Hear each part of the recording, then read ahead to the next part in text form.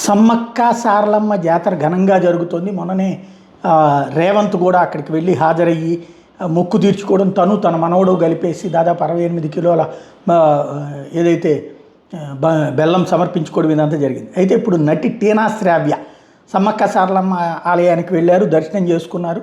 అయితే తన పెంపుడు కుక్కని ఆ త్రాసులో ఉంచారు. సమానంగా బెల్లాన్ని, అంటే బంగారం అనే పిలుస్తారు, తక్కెళ్ళలో పెట్టి మొక్కు తీర్చుకున్నారు. ఈ వీడియో ఇప్పుడు సోషల్ మీడియాలో వైరల్ అయింది. దీంతో భక్తులు పెద్ద ఎత్తున మండిపడుతున్నారు. ఆదివాసీ దేవతలను అవమానించడమేనంటూ ఆగ్రహం వ్యక్తం చేస్తున్నారు.